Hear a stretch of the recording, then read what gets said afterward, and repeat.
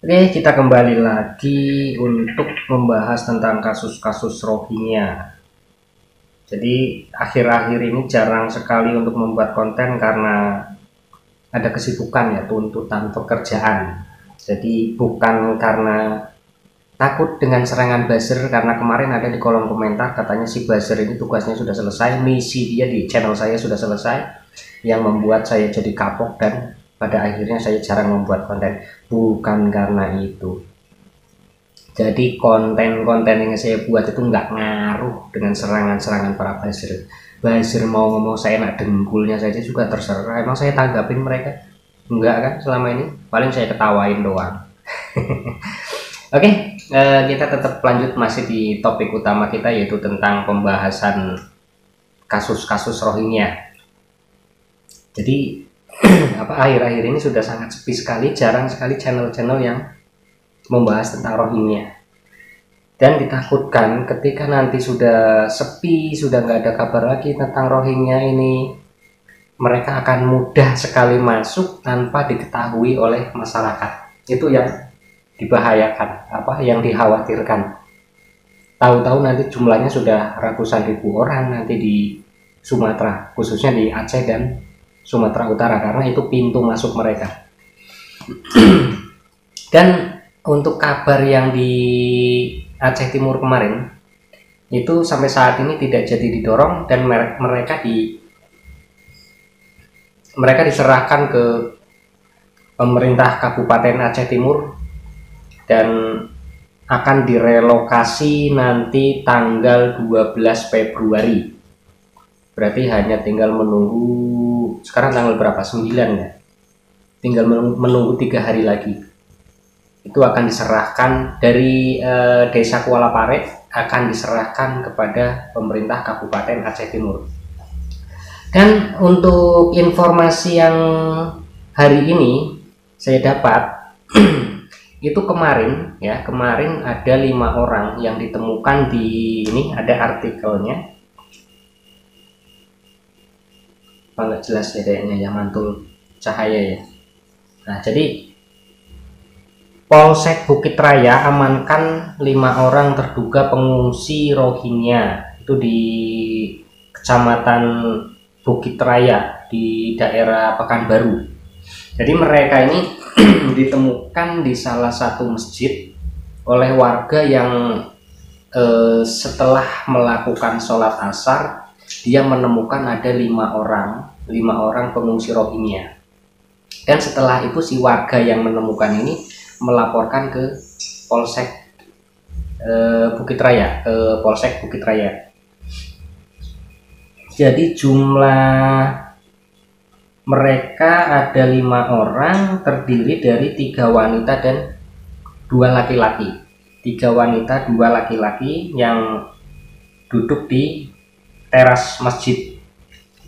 Namun di sini di bagian bawah artikel tersebut itu mengatakan ya, di bagian paling akhir, yang jelas ditinggalkan begitu saja sama si pembawanya di masjid itu. Nah ini berarti kan mereka ada yang membawa, mereka dibawa dari suatu tempat lalu ditelantarkan di masjid itu di Bukit Raya. Nah yang membawa ini siapa? Karena dari dulu modusnya yang mereka jalan ke Medan dan ke Pekanbaru ini modusnya selalu sama, mereka ditelantarkan begitu saja. Ada apa gitu loh? Apa mereka yang membawa itu takut ketahuan atau bagaimana? Nah ini yang polisi yang harus menyelidiki tentang ini. Tapi kalau memang kepolisian mau menyelidiki tentang ini tidak akan lama pasti ketemu siapa yang membawa, dari mobil apa, diturunkan di mana. Itu di jalanan banyak CCTV. Kalau memang serius dalam menangani, saya yakin polisi itu bisa, harusnya. Tapi biasanya ya walaupun bisa dipersulit juga sih kadang kalau di Indonesia. Yaitu tadi, kalau kasusnya belum viral ya dianggap sepele saja. Bahkan kasus sekecil apapun kalau viral ya langsung diurus berbondong-bondong. Itulah di Indonesia. Nah jadi kita membahas tentang artikel tadi yang ada di bagian akhir ya, yang jelas ditinggalkan begitu saja sama si pembawanya di masjid itu. Nah itu yang perlu kita bahas. Nah, polisi harus mencari informasi mereka itu pergi dari penampungan mana. Jadi di Aceh dong, diteliti lagi yang di Aceh. Di Aceh misalkan ada beberapa penampungan misalkan. Ya misalkan 8, 10 atau 12 penampungan misalkan nih ya. Nah, si polisi dari mana tadi? Bukit Raya ya. Pekanbaru, dari Bukit Raya harusnya menghubungi kepolisian yang ada di Aceh. Coba tolong untuk dicek di camp-camp penampungan mereka ada atau tidak yang kabur. Jumlah mereka itu ada nggak yang berkurang dari camp-camp penampungan, termasuk yang ada di Sumatera Utara juga. Harusnya seperti itu kalau memang ini mau ditelusuri. Nah, kalau misalkan di salah satu camp yang ada di Aceh ataupun yang di Sumatera Utara itu berkurang, sudah pasti ini berasal dari camp penampungan yang kabur. Tapi kalau memang di camp-camp penampungan itu masih utuh semua, berarti si 5 orang ini adalah pendatang baru, bukan kaburan dari camp Aceh ataupun dari camp yang ada di Sumatera Utara. Berarti ini pendatang baru. Nah, pendatang baru ini kan tidak ada kapal yang mendamparkan diri nih. Kalau misalkan ada yang mendamparkan diri seperti yang kemarin nih, terlihat mereka terombang-ambing tapi tidak ada kabar mereka mendaratnya di mana. Nah, itu bisa jadi mereka disebar. Cuma kalau sekarang ini kan tidak ada kabar kapal yang ditemukan lalu hilang. Berarti kita bisa saja kita curiga kepada tetangga kita.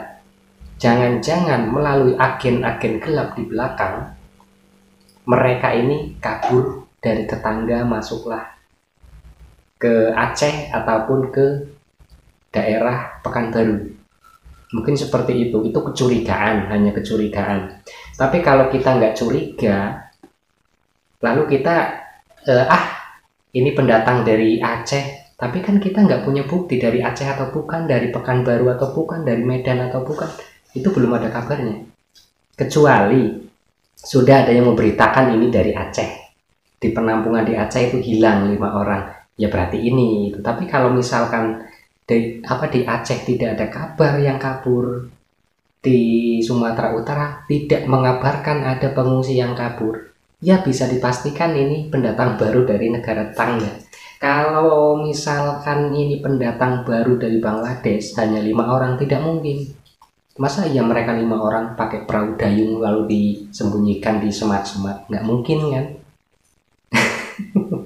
Coba kalau misalkan polisi memang serius dalam menangani kasus ini, dalam beberapa hari, 1 atau 2 hari ke depan pasti ada kabar lagi bahwa ini berasal dari mana, jika memang polisi-polisi ini serius untuk menangani kasus ini. Tapi kalau polisi hanya mengabaikan, anggaplah ini kaburan dari sana, tapi tidak ada upaya untuk mencari tahu kebenarannya, ya sudah hilang begitu saja. Berita ini cuma ada hari ini dan besok tidak ada lagi yang memberitakan tentang 5 orang yang ada di Bukit Raya, sumbernya dari mana. Itu tidak akan ada berita itu lagi kalau memang polisi tidak serius dalam menangani kasus ini. Jadi untuk informasi nanti selanjutnya kita tunggu saja. Kalau misalkan dalam beberapa hari, 1 minggu paling lama, tidak ada kabar orang ini berasal dari mana, berarti polisi tidak serius dalam menangani kasus 5 orang ini.